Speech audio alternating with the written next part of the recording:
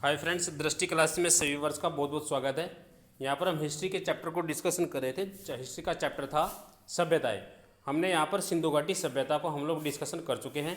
अब दूसरा जो टॉपिक है सभ्यता से ही संबंधित है, ये है आर्य सभ्यता। और आर्य सभ्यता के बारे में हम यहाँ पर जानेंगे कि आर्य सभ्यता किस प्रकार की सभ्यता थी और उससे संबंधित क्वेश्चन आपके एग्जाम में किस प्रकार के क्वेश्चन यहाँ पर बन सकते हैं, आपके वनडे एग्जाम के लिए भी और आपके UP PCS state government exam के लिए भी। बहुत ही ज़्यादा इंपॉर्टेंट टॉपिक है ये आर्य सभ्यता। तो आइए जान लेते हैं। आर्य प्राचीन भारत एवं विश्व का श्रेष्ठतम उत्कृष्ट व कुलीन संबोधन। आर्य एक शब्द है जिसका उपयोग आर्यव्रत भारत, ईरान, इराक के लोगों द्वारा सव पदनाम के रूप में किया गया था। आप मैप में देख लीजिएगा, भारत, ईरान और इराक में जो लोग रहते थे उनको आर्य कहा जाता था। इस शब्द का इस्तेमाल वैदिक काल में अखंड भारत के लोगों द्वारा एक विशेषण के रूप में किया जाता था। दस्यु और आर्य शब्द का इस्तेमाल एक विशेषण के रूप में किया जाता था। आर्य का अर्थ होता है आदर्श, अच्छे हृदय वाला, आस्तिक, अच्छे गुणों वाला। जो कोई भी हिंद आर्य भाषा बोलने वाला व्यक्ति हो सकता है, चाहे वह स्त्री हो या फिर पुरुष हो। आर्य लोगों का निवास स्थान भारत, पाकिस्तान, अफगानिस्तान, नेपाल, ईरान, बांग्लादेश, भूटान, इंडोनेशिया था। आप मैप में देख लीजिएगा इन सभी को, इससे आपके क्वेश्चन एक कंप्लीट होगा। जो आपके मैप से संबंधित आपसे क्वेश्चन पूछा जाता है उसे ही आर्यव्रत कहा गया। आर्यव्रत अखंड भारत का धार्मिक और सांस्कृतिक नाम है। इसी प्रकार दस्यु शब्द का अर्थ था राक्षस या दैत्य, जिसका अर्थ है राक्षसी प्रवृत्ति वाला, जैसे कि बलात्कारी हो गया, हत्यारा हो गया, मांस भक्षी हो गया, दुराचारी, नास्तिक आदि। यह एक अवगुण का सूचक था। अपने लिए वर्ग के साथ साथ भौगोलिक क्षेत्र को भी आर्यव्रत के नाम से जाना जाता था। निकट से संबंधित ईरानी लोगों ने अवेस्ता शास्त्रों में अपने लिए एक जातीय लेबल के रूप में इस शब्द का इस्तेमाल किया और यह शब्द देश के नाम ईरान के व्युत्पत्ति स्रोत का निर्माण करता है। 19वीं शताब्दी में यह माना जाता था कि आर्य एक सौ पदनाम भी था जिसका उपयोग सभी भारतीय किया जाता है। सिद्धांत जिसे अब छोड़ दिया गया है। विद्वानों का कहना है कि प्राचीन काल में भी आर्यों का विचार धार्मिक, संस्कृति और भाषाई था। आर्यों की आदि भूमि के बारे में भी जान लेते हैं। आर्य प्रजाति की आदि भूमि के संबंध में अभी तक विद्वानों में मतभेद है, यानी कि कोई भी विशिष्ट प्रमाण विद्वानों के पास में नहीं मिला है। भाषा वैज्ञानिक अध्ययन के प्रारंभ में प्राय भाषा और प्रजाति को अभिन्न मानकर एकोद्वार मनोजेनिक सिद्धांत का प्रतिपादन हुआ और माना गया है कि भारोपीय भाषाओं के बोलने वाले के पूर्वज कहीं एक स्थान पर रहते थे। इनके जो लोग भारोपीय परिवार की भाषा बोलते थे वो कभी ना कभी एक परिवार पर ही रहते थे और वहीं से ही विभिन्न देशों में गए होंगे, वहीं से ही वो अलग अलग देशों में गए होंगे। भाषा वैज्ञानिक साक्ष्यों की अपूर्णता और अनिश्चितता के कारण यह आदि भूमि कभी मध्य एशिया, कभी पामीर, कभी कश्मीर रही, जबकि भारत से बाहर गए आर्यों के निशान कभी ऑस्ट्रेलिया, कभी जर्मन, कभी स्वीडन, नॉर्वे और आज दक्षिणी रूस के घास के मैदानों में भी ढूंढी जाती है। भाषा और प्रजाति अनिवार्य रूप से अभिन्न है।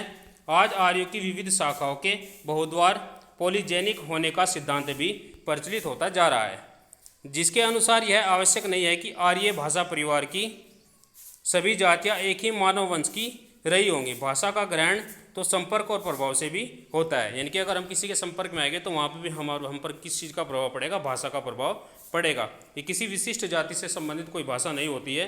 हिंदू, मुस्लिम, सिख, ईसाई या फिर उसमें जो जातियाँ बटी गई हैं वहाँ पर कोई जातीय भेदभाव नहीं होता है। सभी की भाषा एक समान सी हो सकती है, उनके धर्म चाहे अलग अलग हों। कई जातियों ने तो अपनी मूल भाषा छोड़कर विजातीय भाषा को पूर्णतः अपना लिया है। जहाँ तक भारतीय आर्यों के उद्गम का प्रश्न है, भारतीय साहित्य में उनके बाहर से आने के संबंध में एक भी उल्लेख नहीं है। इनके भारतीय साहित्य जो है वहाँ पर आर्यों के आने के संबंध में कोई भी यह लेख प्राप्त नहीं हुआ है कि आर्य बाहर से आए। कुछ लोगों ने परंपरा और अनुश्रुति के अनुसार मध्य प्रदेश, परंपरा यानी कि जो हमारी पौराणिक परंपराएं हैं, अनुश्रुति जो कहानियाँ हैं, उनके मध्य से आर्यों का निवास स्थान मध्य प्रदेश, स्थानवीश्वर तथा कंजगल, राजमहल की पहाड़ियाँ और हिमालय तथा विंध्याचल के बीच का प्रदेश अथवा आर्यव्रत उत्तर भारत ही आर्यों की आदि भूमि माना है। पौराणिक परंपरा से विच्छेदित केवल ऋग्वेद के आधार पर ही कुछ वेदों ने सप्त सिंधु सीमांत उत्तर प्रदेश सीमांत उत्तर भारत एवं पंजाब बिहार को आर्यों की आदि भूमि माना है। तो यहाँ से आपसे क्वेश्चन वनडे एग्जाम पूछ सकता है कि सबसे पुराना या सबसे प्राचीनतम ग्रंथ कौन सा है, तो है ऋग्वेद। सबसे प्राचीनतम वेद कौन सा है, ऋग्वेद है। तो ये यहाँ से आपसे क्वेश्चन पूछा जा सकता है। लोकमान्य बाल गंगाधर तिलक ने ऋग्वेद में वर्णित दीर्घ, अहोराम, प्रलंबित, उषा आदि के आधार पर आर्यों की मूल भूमि को ध्रुव प्रदेश में माना है। बहुत से यूरोपीय विद्वान और उनके अनुयायियों भारतीय विद्वान अब भी भारतीय आर्यों को बाहर से आया हुआ मानते हैं। ऐसा माना जाता है कि इस सिद्धांत का प्रतिपादन करके अंग्रेजों और यूरोपीय लोग भारत में यह भावना भरना चाहते थे कि भारतीय लोग पहले से ही गुलाम हैं। इसके अतिरिक्त अंग्रेज इसके द्वारा उत्तर भारतीय तथा दक्षिण भारतीयों में फूट डालना चाहते थे। इसी श्रृंखला में अंग्रेजों ने शूद्रों को दक्षिण अफ्रीका से अपनी निजी सेवा व चाटुकारिता के लिए एवं भारत में आर्यों से युद्ध करने के लिए अपनी सैनिक टुकड़ियां बनाने हेतु लाया गया बताया है। आर्य आक्रमण के सिद्धांत के में समय के साथ परिवर्तन। आर्य आक्रमण का सिद्धांत अपने आरंभिक दिनों में ही लगातार परिवर्तित होता रहा। आर्य आक्रमण के सिद्धांत के आधुनिकतम परिकल्पना के अनुसार यह कोई जाति विशेष नहीं थी, अपितु यह एक सम्मानजनक शब्द था जो कि अनगल भाषा के SIR के समर्थक समानार्थ था। आर्यों के अनुकर्म की कल्पना के समर्थन के सभी तथ्य भ्रामक सिद्ध हो चुके हैं। आर्य धर्म और संस्कृति, इसके बारे में भी जान लेते हैं। कहते हैं कि Max Muller, William Hunter, Lord Thomas Babington, Macaulay, इन तीनों के कारण भारत के इतिहास का विकृतीकरण हुआ। अंग्रेजों द्वारा लिखित इतिहास में 4 बातें प्रचलित की गई हैं।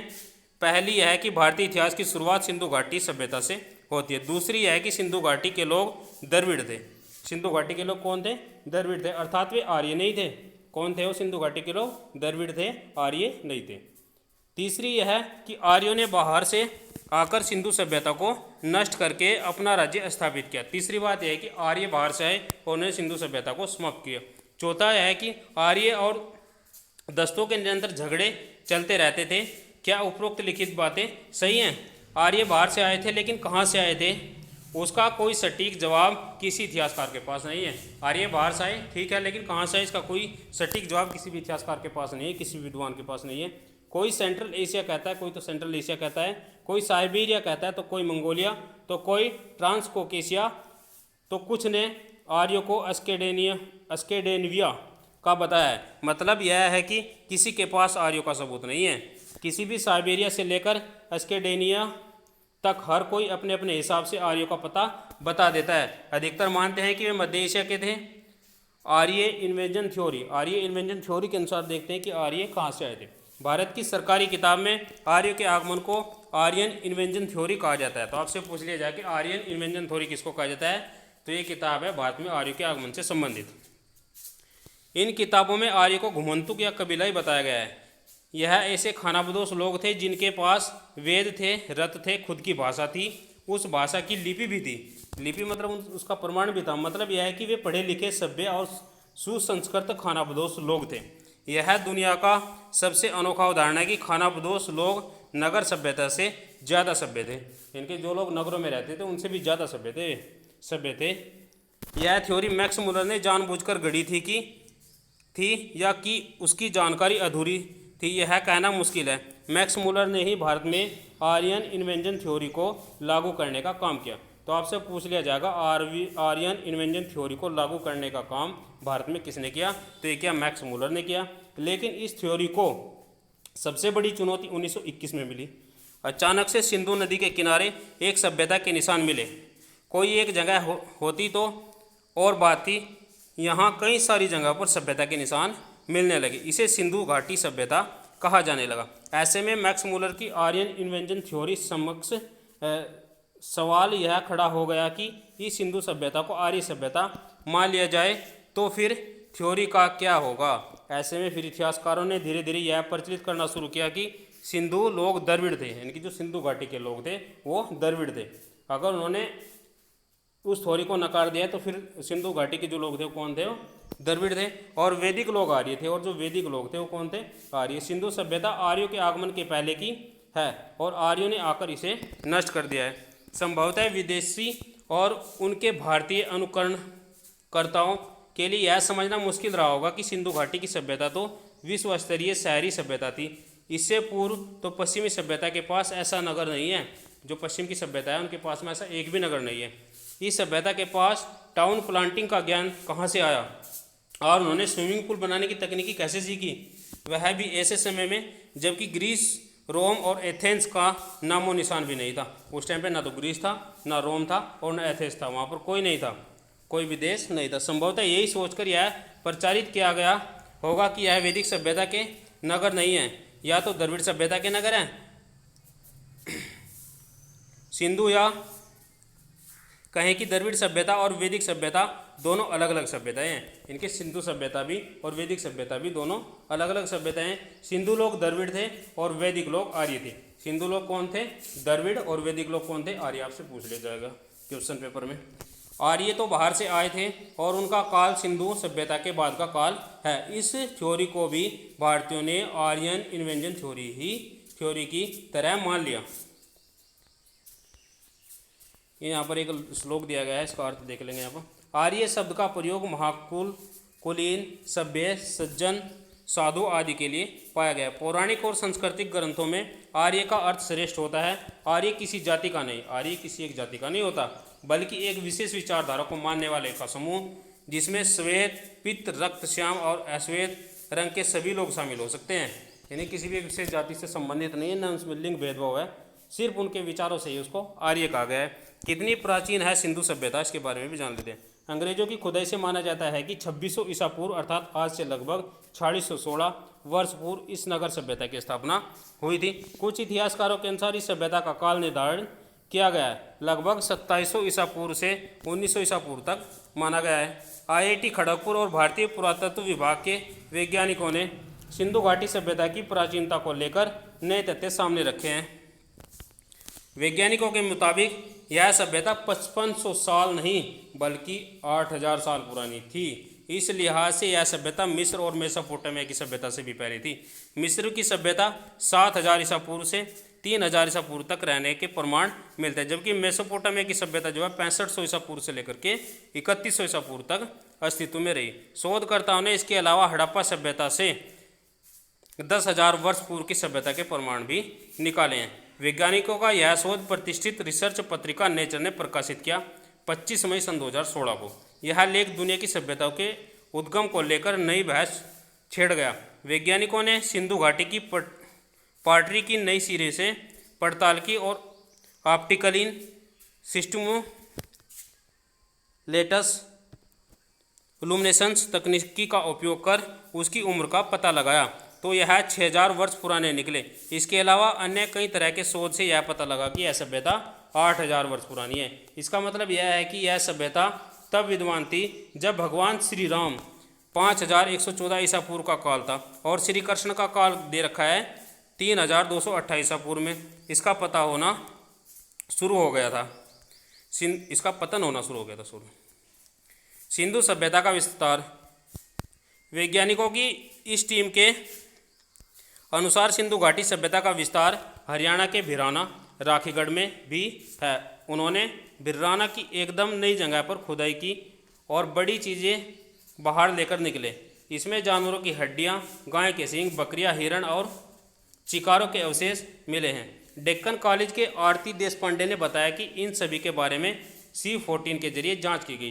तो आपसे पूछ लिया जाएगा क्वेश्चन की किसी भी पर्वत की जांच करने के लिए या किसी भी वैज्ञानिक किसी भी जीव की जांच करने के लिए, किसी भी मर्द शरीर की जांच करने के लिए किस चीज़ का उपयोग किया जाता है, तो इसमें प्रयोग किया जाता है कार्बन 14। C14 आपके क्वेश्चन पेपर में अर्थात ऑब्जेक्टिव में लिखा हुआ आएगा, तो आपको यही लगाना है कि किसी का भी आयुकाल निर्धारित करने के लिए हम किस चीज़ का इस्तेमाल करते हैं, तो C14 अर्थात C14 के जरिए उसकी जाँच की जाती है कि वह चीज़ कितनी पुरानी, कितने वर्ष पुरानी है, जिससे यह पता चला कि उस दौरान से में सभ्यता को किस तरह की पर्यावरण स्थितियों का सामना करना पड़ा था। सिंधु सभ्यता की जानकारी हमें अंग्रेजों के द्वारा की गई खुदाई से प्राप्त होती है, जबकि उसके बाद अन्य कई शोध खुदाइयाँ हुई जिसका जिक्र इतिहास की किताबों में नहीं है। उसके बाद भी काफ़ी सारी खुदाइयाँ हुई लेकिन उनका जिक्र जो है इतिहास की किताबों में नहीं दिया गया है। इसका मतलब यह है कि इतिहास के ज्ञान को कभी अपडेट नहीं किया गया है। इससे क्या तात्पर्य निकलता है कि इतिहास का जो ज्ञान है उसको कभी भी अपडेट नहीं किया गया, जबकि अन्य देश अपने यहाँ के इतिहास ज्ञान को अपडेट करते रहते हैं। यह सवाल है कि कैसे सिंधु सभ्यता नष्ट हो गई। इसके जवाब में वैज्ञानिक कहते हैं कि कमज़ोर मानसून और प्राकृतिक परिस्थिति के बदलाव के चलते यह सभ्यता उजड़ गई थी। यानी कि मानसून कमज़ोर हो गया और प्राकृतिक परिस्थितियाँ बदल गई, तो इससे क्या हुआ कि यह सभ्यता उजड़ गई अर्थात समाप्त हो गई। सिंधु घाटी में ऐसे कम से कम 8 प्रमुख जगह है जहाँ संपूर्ण नगर खोज लिए गए हैं, जिनके नाम है हड़प्पा, मोहनजोदाड़ो, चहुदड़ो, लोथल, कालीबंगा, सुरकोटदा, रंगपुर और रोपड़। कौन थे सिंधु घाटी के लोग? सिंधु घाटी के लोग बहुत सभ्य थे। वे नगर के निर्माण से लेकर जहाज आदि सभी कुछ बनाना जानते थे। सिंधु सभ्यता एक स्थापित सभ्यता थी, अस्थायी रूप से शहरी और नगरीय सभ्यता की शुरुआत इसीलिए सिंधु घाटी सभ्यता से मानी जाती है, क्योंकि इस काल के नगर मिले हैं।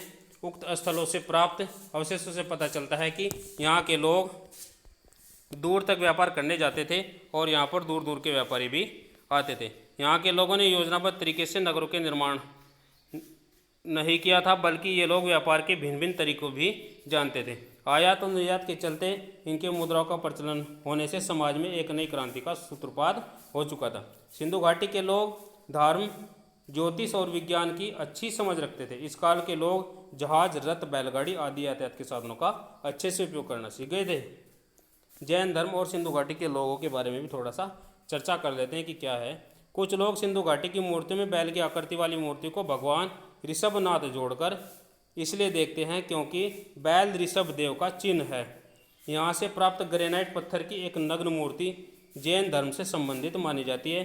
मोहनजोदाड़ो और हड़प्पा से प्राप्त मोहरों में जो मुद्रा अंकित हैं वह मथुरा की ऋषभ देव की मूर्ति के समान है। वह मुद्रा के नीचे ऋषभ देव का सूचक बैल का चिन्ह भी मिलता है।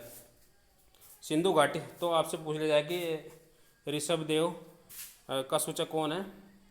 जो जैन धर्म के वो हैं बैल का चिन्ह।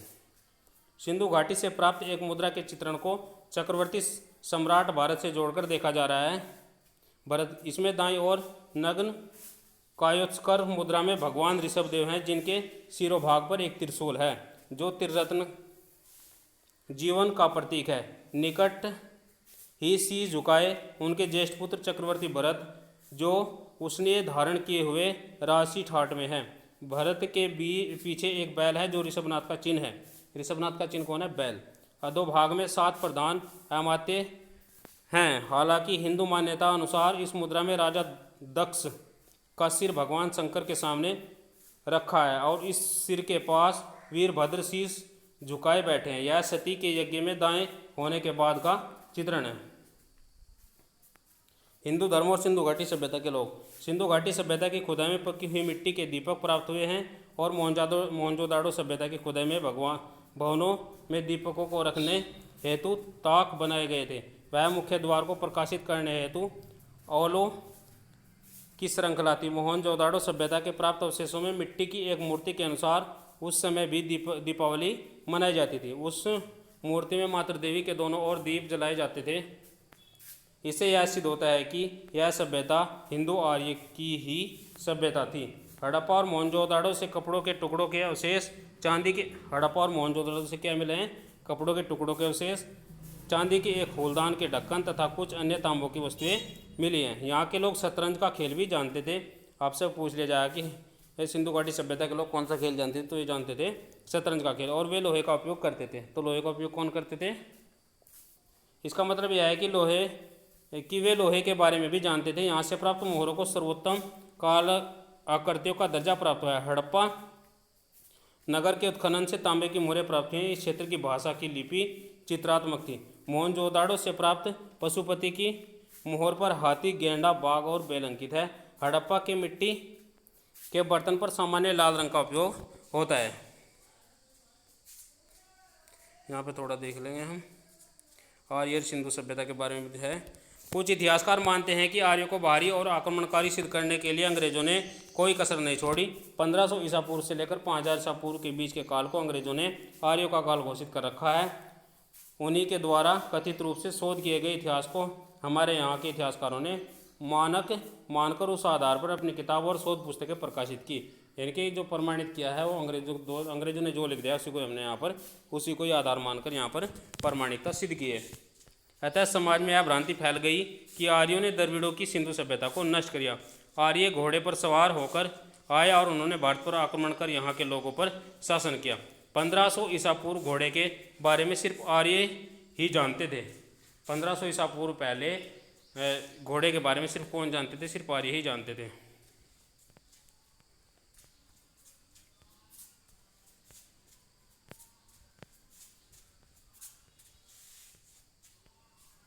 सप्त सिंधु प्रदेश के बारे में जान लेते हैं। आर्य का अर्थ श्रेष्ठ होता है।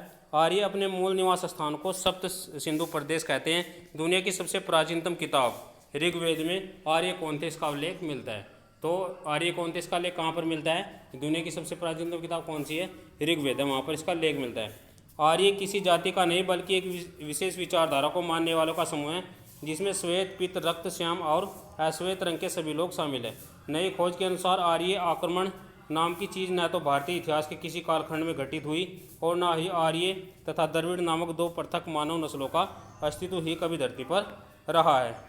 डीएनए गुणसूत्र के आधार पर भी देख लेते हैं। फिनलैंड के तार्तु विश्वविद्यालय एस्टोनिया में भारतीयों के डीएनए गुणसूत्रों पर आधारित एक अनुसंधान हुआ। कैम्ब्रिज विश्वविद्यालय के प्रोफेसर डॉक्टर कीवी सिल्डा के निर्देशों में एस्टोनिया स्थित एस्टोनिया बायो सेंटर तार्तु विश्वविद्यालय के शोध छात्र ज्ञानेश्वर चौबे ने अपने अनुसंधान में यह सिद्ध किया कि सारे भारतीय वंशी जीन अर्थात गुणसूत्रों के आधार पर एक ही पूर्वजों की संतानें हैं।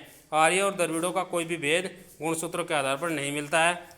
और जो अनुवांशिक गुणसूत्र भारतवासियों में पाए जाते हैं वे डीएनए गुणसूत्र दुनिया के किसी अन्य देश में नहीं पाए गए।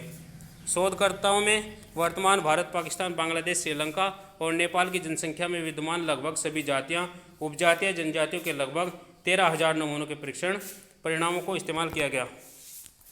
इसके नमूनों के परीक्षण से प्राप्त परिणामों की तुलना मध्य एशिया, यूरोप और चीन, जापान आदि देशों में रहने वाले मानव नस्लों के गुणसूत्रों से की गई। इस तुलना में यह पाया गया कि सभी भारतीय, चाहे वह किसी भी धर्म को मानने वाले हो, 99% समान पूर्वजों की संतानें हैं। इससे यह सिद्ध होता है कि भारत में आर्य और द्रविड़ विवाद व्यर्थ है। उत्तर और दक्षिण भारतीय एक ही पूर्वजों की संतानें हैं। शोध में पाया गया कि तमिलनाडु की सभी जातियां, जनजातियां, केरल, कर्नाटक, आंध्र प्रदेश, जिन्हें पूर्व में कथित द्रविड़ नस्ल से प्रभावित माना गया है, कि समस्त जनजातियों के डीएनए गुणसूत्र तथा उत्तर भारतीय जनजातियों के डीएनए का उत्पत्ति आधार गुणसूत्र एक समान है। उत्तर भारत में पाए जाने वाले कोल, कंजर, दुसार, धरकार, चमार, धारू, दलित, क्षेत्रीय ब्राह्मणों के डीएनए का मूल स्रोत दक्षिण भारत में पाए जाने वाली जातियों के मूल स्रोतों से कहीं भी अलग नहीं है। इसी के साथ जो गुणसूत्र उपरोक्त जातियों में पाए गए हैं वही गुणसूत्र मकरानी, सिंध, बलोच, पठान, ब्रह्महुई, बुरोसो और हजारा आदि पाकिस्तान में पाए जाने वाले समूह के साथ पूरी तरह से मेल खाते हैं। जो लोग आर्य और दस्यु को अलग अलग मानते हैं उन्हें बाबा साहब अम्बेडकर की किताब जाति व्यवस्था का उच्च पाठ करना चाहिए। तो ये आपसे पूछ लिया जाएगा कि जाति व्यवस्था का उच्चाटन अर्थात अनटचेबिलिटी ऑफ कास्ट के लेखक कौन है? तो ये बाबा साहब डॉक्टर भीमराव अम्बेडकर को अच्छे से पढ़ना चाहिए।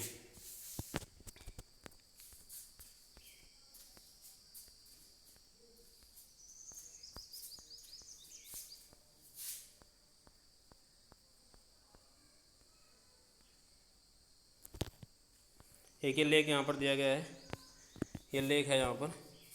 सिंधु सभ्यता के लोग ही द्रविड़ आर्य थे। भारत और अमेरिका के वैज्ञानिकों के साझा अनुवांशिक अध्ययन अनुसार उत्तर और दक्षिण भारतों के बीच बताई जाने वाली आर्य अनार्य असमानता अब नए शोध के अनुसार कोई सच्ची अनुवांशिक असमानता नहीं रही है।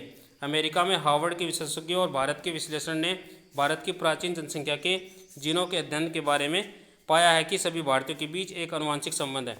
इस शोध से जुड़े CCMB अर्थात centre for cellular and molecular biology, आपसे इसकी फुल फॉर्म पूछी जा सकती है भाई। CCMB की फुल फॉर्म क्या है? के पूर्व निदेशक और इस अध्याय के सह लेखक लालजीत सिंह ने एक प्रेस कॉन्फ्रेंस में बताया कि शोध के नतीजों के बाद इतिहास को दोबारा लिखने की जरूरत पड़ सकती है। उत्तर और दक्षिण भारतीयों के बीच कोई अंतर नहीं है, इनके जो उत्तर भारतीय हैं और जो दक्षिण भारतीय उनके बीच में कोई भी विशिष्ट अंतर नहीं है। CCMB के वरिष्ठ विश्लेषक कुमार समयम थंगरंजन का मानना है कि आर्य और द्रविड़ सिद्धांतों के पीछे कोई सच्चाई नहीं है। वे प्राचीन भारतीयों के उत्तर और दक्षिण में बसने के सैकड़ों या हजारों साल बाद भारत आए। इस शोध में भारत के 13 राज्यों के 25 विभिन्न जाति समूह के लिए किए गए 132 व्यक्तियों के जीनोम में मिले 5 लाख आनुवंशिक मार्करों का विश्लेषण किया गया। इन सभी लोगों को पारंपरिक रूप से 6 अलग अलग भाषा परिवार, ऊंची नीची जाति, आदिवासी समूह में लिया गया था। उनके बीच साझे आनुवंशिक संबंधों से साबित होता है कि भारतीय समाज की संरचना में जातियां अपने पहले के कबीले जैसे समुदाय से बनी थी। उस दौरान जातियों की उत्पत्ति जनजातियों और आदिवासी समूह में होती थी। जातियां और कबीलों तथा आदिवासियों के बीच अंतर नहीं किया जाता था, क्योंकि उनके बीच के जीनों की समानता यह बताती है कि दोनों अलग अलग नहीं थे। पहली बस्ती आज से लगभग 65,000 साल पहले अंडमान द्वीप और दक्षिणी भारत में लगभग एक ही समय पर थी। कहाँ पर थी पहली बस्ती? अंडमान द्वीप में। बाद में 40,000 साल पहले प्राचीन उत्तर भारतीयों के आने से उनकी संख्या बढ़ गई। कालांतर में प्राचीन उत्तर और दक्षिणी भारतीयों के पास के आपस में मेल से एक मिश्रित आबादी बनी। आनुवंशिक दृष्टि से वर्तमान भारतीय इसी आबादी के वंशज है। अध्ययन यह भी बताने में मदद करता है कि भारतीयों में जो आनुवंशिक बीमारियां मिलती हैं वे दुनिया के अन्य लोगों से अलग है। इनके भारत में जो आनुवंशिक बीमारियां मिलती हैं वो दुनिया के जो अन्य लोग हैं उनसे भिन्न है। लालजी सिंह कहते हैं कि 70% भारतीयों में जो आनुवंशिक विकार हैं, इस शोध में से यह जानने में मदद मिल सकती है कि ऐसे विकार जनसंख्या विशेष पद तक ही सीमित क्यों हैं। उदाहरण के लिए पारसी महिलाओं में स्तन कैंसर, तिरुपति चित्तूर के निवासियों में स्नायुविक दोष और मध्य भारत की जनजातियों में रक्ताल्पता की बीमारी ज़्यादा क्यों होती है। उनके कारणों को इस शोध के जरिए बेहतर ढंग से समझा जा सकता है कि शोधकर्ता अब इस बात की खोज कर रहे हैं कि यूरेशिया अर्थात यूरोप एशिया निवासियों की उत्पत्ति क्या प्राचीन उत्तर भारतीयों से हुई है।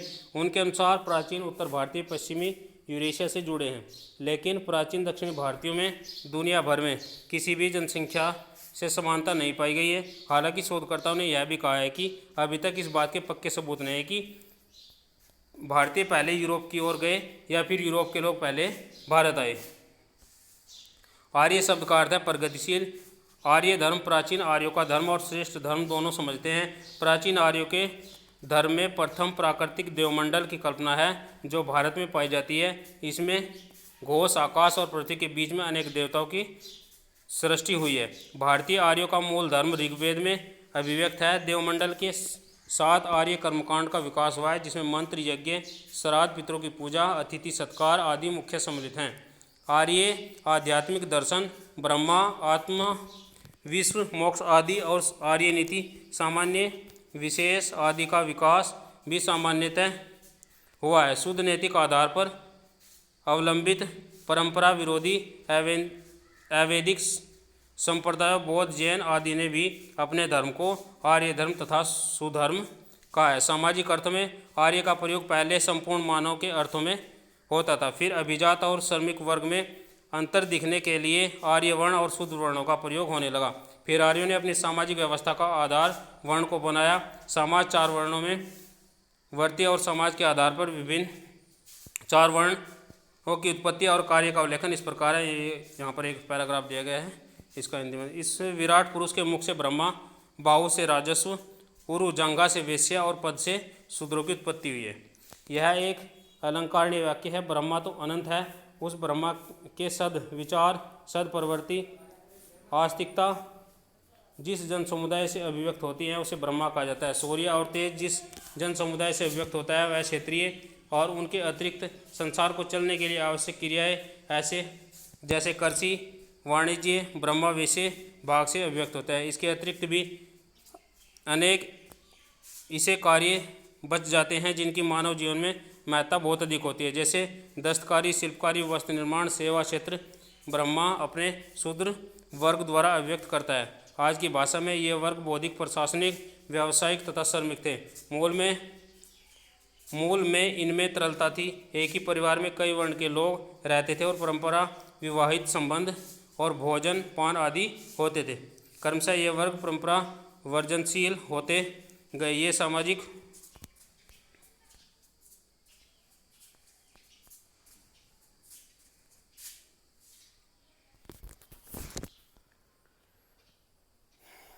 सभी वर्ष का बहुत बहुत धन्यवाद। कृपया करके अगर वीडियो आपके लिए हेल्पफुल हो तो कृपया लाइक, शेयर और कमेंट करना ना भूलें। धन्यवाद।